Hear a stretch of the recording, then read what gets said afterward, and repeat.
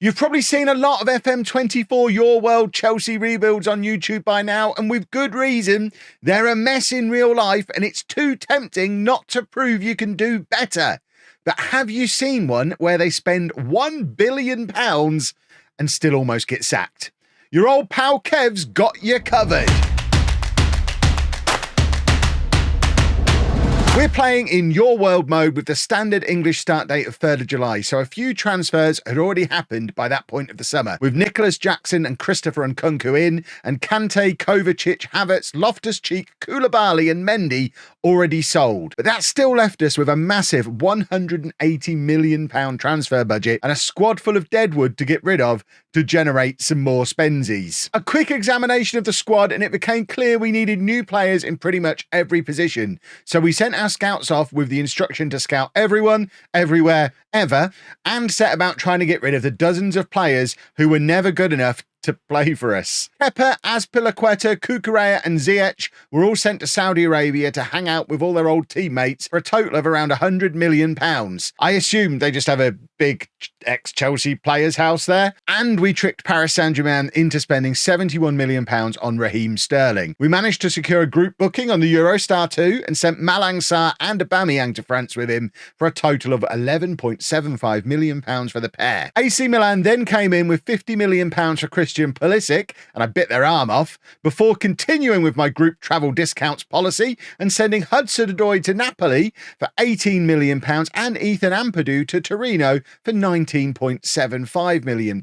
We then discovered Baba Rahman still exists, so sent him to the United Arab Emirates in exchange for them basically covering the cost of his postage, and then we got on with loaning out a load of youngsters in true Chelsea style while I worked out how much money all that left me to spend. Turns out it was just over £450 million with the original transfer budget included, so when you factor in being able to use instalments too, it was time to go shopping. Diogo Costa was the first new face through the door from Porto for £45 million to be our new starting goalkeeper, quickly followed by James Ward-Prowse from relegated Southampton for £25 million.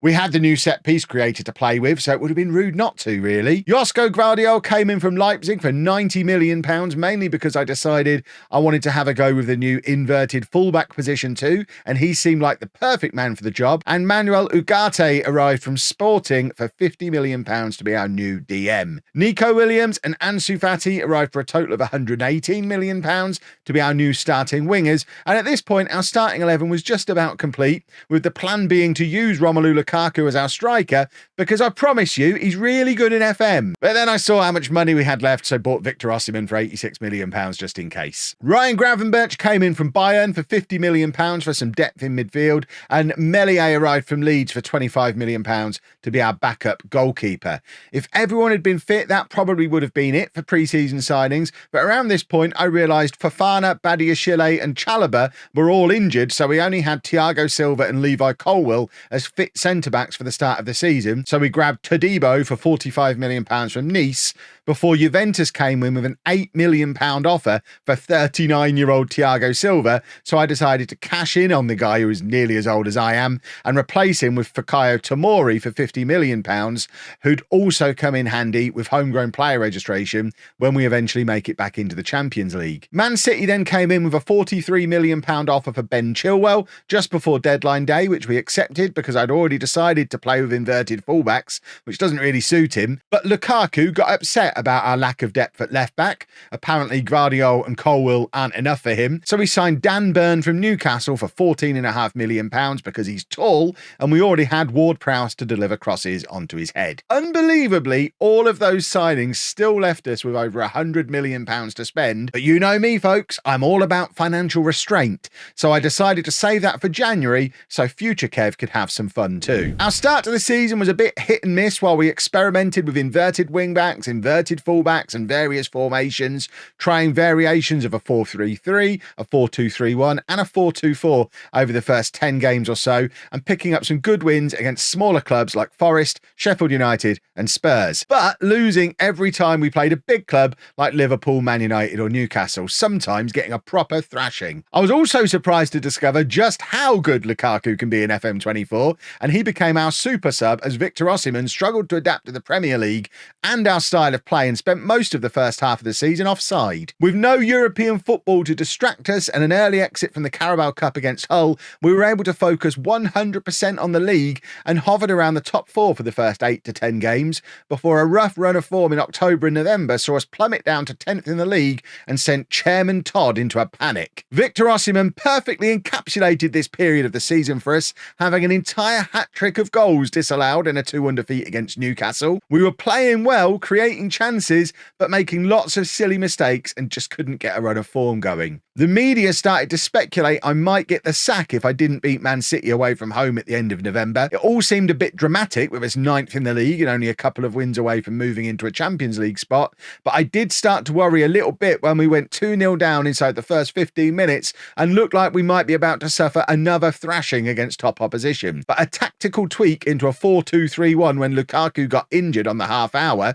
and was replaced by Mason Mount started to turn things around. Mount almost immediately had a goal disallowed as we started to get back into the game, and 2 second-half goals had the game at 2-2 as we entered the last 5 minutes. When our goalkeeper Diogo Costa got injured after we'd made all of our substitutions and we had to put Nico Williams in goal. He held on until Erling Haaland did this on the 95th minute, and I thought that was it. The game's decided I was getting the sack, and it had just pulled out every trick it had to make sure it happened. As I expected, Chairman Todd dragged me into his office, but rather than sacking me, made me promise to stop playing Ansu Fati because apparently it was all his fault. I agreed, ran away before he could remember the real reason he wanted to see me, and immediately switched to the 4-2-3-1 with 2 inverted fullbacks and a libero that we'd switched to against City to get back in the game. Sent Fati to the reserves and saw us go on to win 5 of our 7 games in December, losing only 1 of them to put us in 5th place when the January transfer window opened. At this point, I was allowed to reintegrate Ansu Fati back into the squad,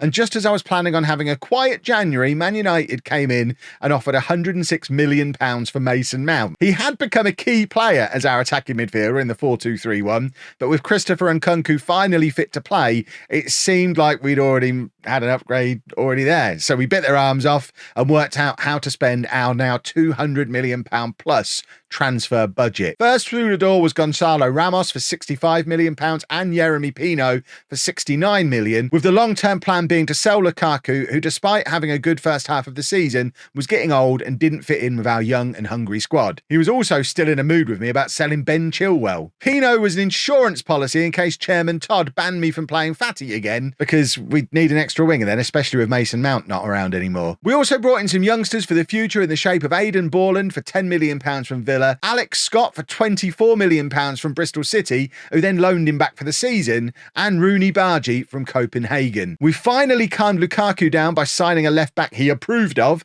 in the shape of Amar Dedic for £45 million from Salzburg, and then despite not really needing him, we picked up João Neves from Benfica for £49.5 million because he already had 4 stars of current ability at 19 years old, and he just seemed too good to turn down when he appeared on my scout report. The rest of the window was spent loaning out all of the fringe players who had the potential to cause dynamics problems in the second half of the season, with Broja, Madueke, Jackson, Todibo, Badiashile, Chalobah and Lewis Hall all heading out of the club for game time. They're all young enough for us to have another look at in the summer, so I'm not writing them off yet, but we are Chelsea, so it wouldn't be right if we didn't have 300 players and most of them out on loan. With our new look, tight 24-man first team squad complete, and finally with a settled tactic that seemed to be working thanks to the power of the mighty libero, we went on a lovely run to kick off the second half of the season, only dropping points in 1 match between late December and mid-March, and moving us comfortably into a Champions League qualification spot. We still struggled with the really top-level teams though, and lost back-to-back matches against Arsenal and Man City at the end of March,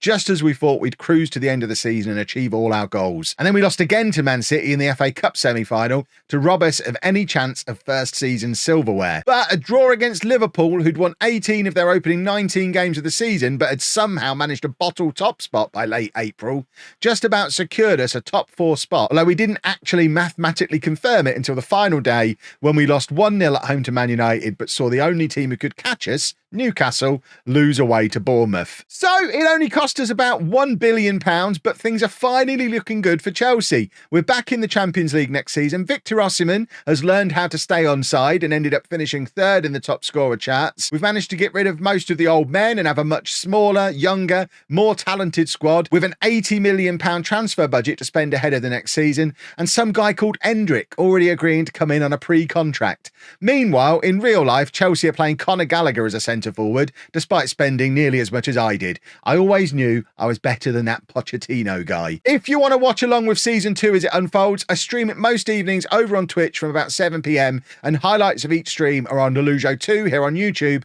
at 10 AM every morning, so make sure you check those out. And if you've enjoyed this season recap video, make sure you give it a nice big thumbs up, and if it's popular enough, we'll do it again for Season 2. Thanks for watching, folks!